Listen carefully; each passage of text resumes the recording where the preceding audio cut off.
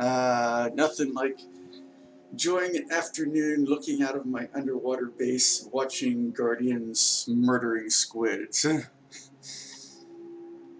Okay, anyways, this is DJ Bonebreaker here, and I've been busy this past week, and I wanted to show you what all I've done with my underwater ocean monument base since the last time when I finished clearing out all the rooms.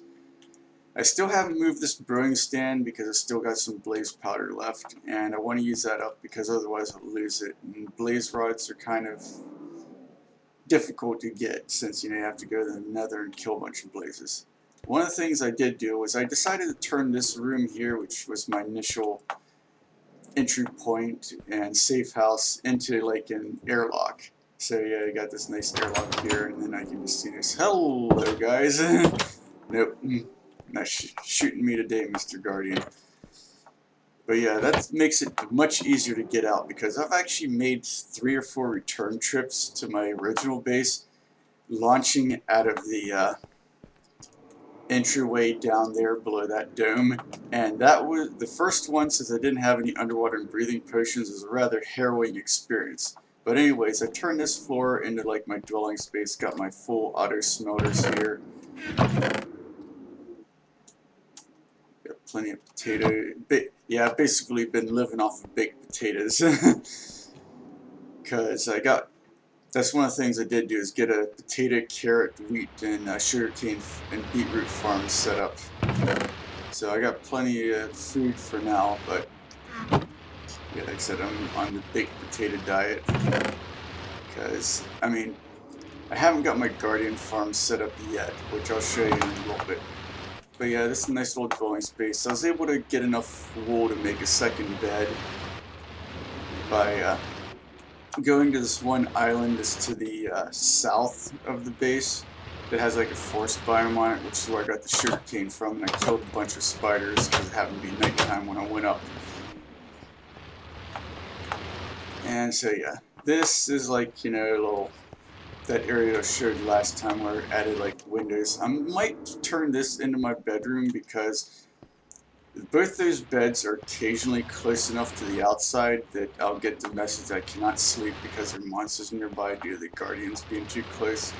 But yeah, I see it's got a little nice observation area here and stairway leading down. And yeah, this is the entire big part. You can see this project's not quite finished yet, but I'll show you what I've got done. Now, if you're wondering why there's all these like random sea lanterns, this is where original passageways were, pillars of sea lanterns, and I still haven't managed to get a silk touch pickaxe yet. And it's my potato farm. But anyways, if I break one of these sea lanterns, which I have done several because they're just completely in the way of like where I was reconfiguring passageways and stuff, I only get like 2 to 3 prismarine crystals per lantern, and you need 5 crystals plus 4 prismarine shards to make a lantern. So as you can see, you're basically getting like maybe half the materials you need to every time you break a lantern when you don't have silk touch. But anyways, this is my potato, beetroot, wheat, and sugarcane farm on this side. And I'm thinking about putting an automatic chicken cooker farm in where these sea lanterns are located at. But yeah, this is still very much work in progress right now.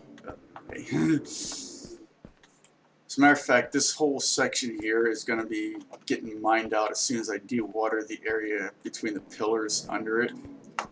And it'll be turned into a stairway like over there. As you can see, it's, let me actually go downstairs and I'll show you.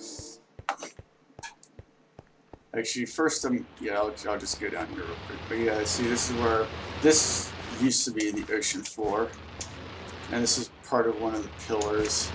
And this is area where I've redone between like pillars and like redid the pillars and stuff. to match the rest of the interior. And I'm planning on using this as like tree farm, planting some trees, and maybe like turning like half this prismarine into dirt, and using one of my remaining grass blocks that I got from killing Enderman. That was, you know, holding a grass block to, you know, make a nice little grassy area here. But yeah, this is this whole area I'm planning on probably completely filling in, or I might turn this into like a little additional, like, you know, underground room or whatever. But it's, again, it's still very much work in progress.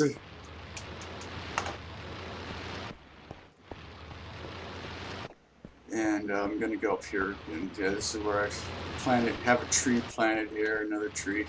Not really enough to, with these small oak trees and small birch trees, to make the space self-sufficient for wood, but I'm working on it. And then I have another wheat and sugarcane farm over here, but instead of the beet and potato farm, I have a pumpkin and carrot farm. Although ultimately I want to replace all these jack-o'-lanterns, at least in the main area of the base, with sea lanterns, either from ones that I transplanted from, like, you know, here, or whatever.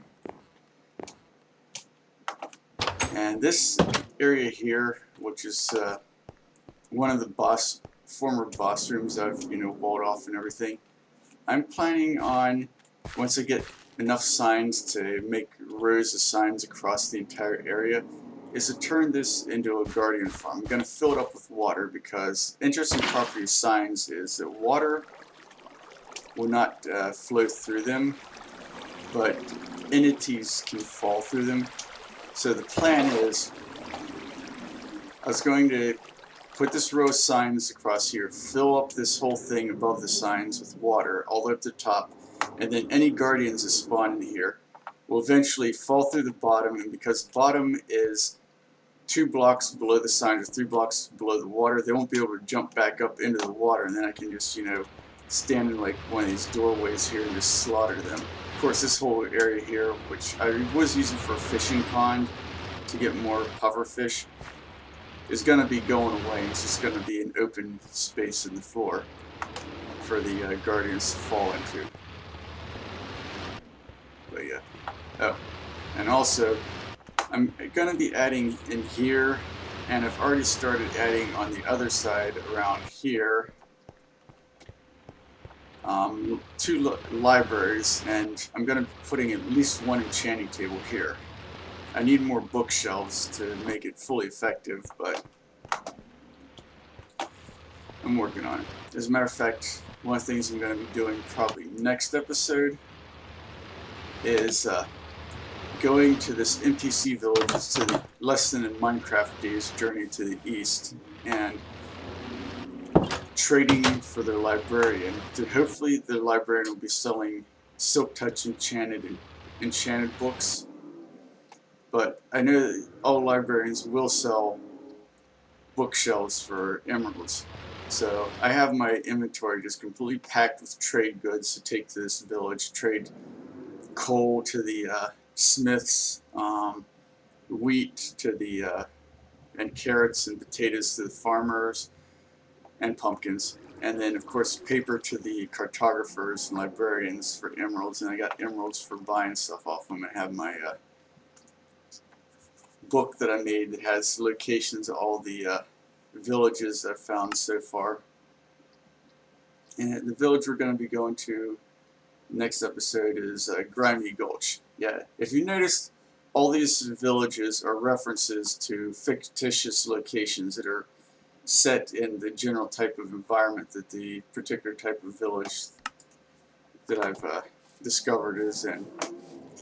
I decided to go this route because I didn't want to do name them after real life towns, in case, you know, it offended somebody, or, you know, people are like, that's not what this town looks like. It's like, okay, whatever.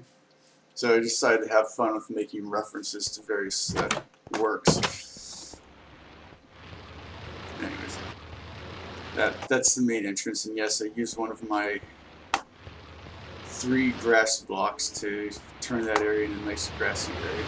And yes, you can hear a skeleton in the background because, again, this is going into that whole area that I've dewatered and filling in slowly, but I put my mine shaft in down here.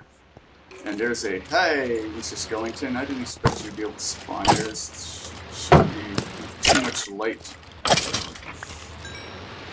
Unless you came from, but yeah, this cave here is also kind of a natural, for the most part, guardian farm that kind of just happens, because you see there's this like hole in the seafloor.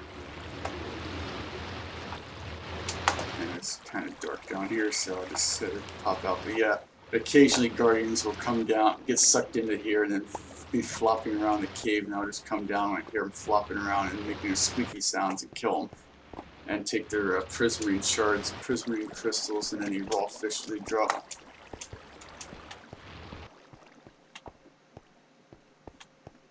Yeah, I pretty much lit up and mined out all the resources from this caves, and I started on diamond level branch mine. I've found that in this particular world it seems that lava lakes spawn at y=11, so that's what I made my mine shaft at. See, so that way if I mine into the side, I won't have like either lava pouring into the mine shaft that I'm doing, or for that matter have like one block above, so if I accidentally fall in I can't get back out. But I've been using this lava lake as a source of furnace fuel, as you can no doubt see by the fact there's plenty of lava blocks removed from that. Yeah, speaking of mine shafts, one of the things that I realized when doing a test in my creative mode test, super flat test world, is that building a glass tunnel, like I was thinking about doing along the ocean bottom, is going to be astronomically expensive. So what I decided to do is just go with my old route for doing underwater passages, which is convert one of my diamond level branch mine main shafts into a subway tunnel to get to wherever I want it to, you know, like my next base, and then just, you know, lay subway tracks and make it look all pretty and fancy like, say, New York City subway system. Not that anybody would call the New York City subway system pretty or fancy. I mean, I saw rats in that thing the size of freaking half-grown cats, and I'm not lying either. But yeah, anyways.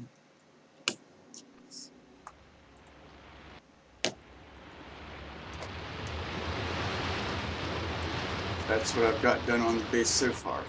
And so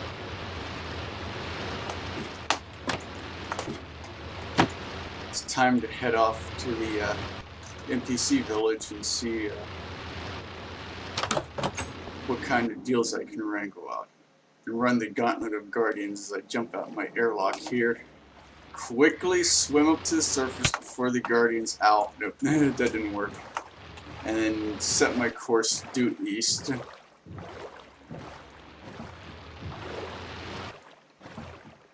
Yeah, sure that's due east. Yeah, we're heading in the right direction. Find that continent or this direction, and I'll see you in Grimy Gulch.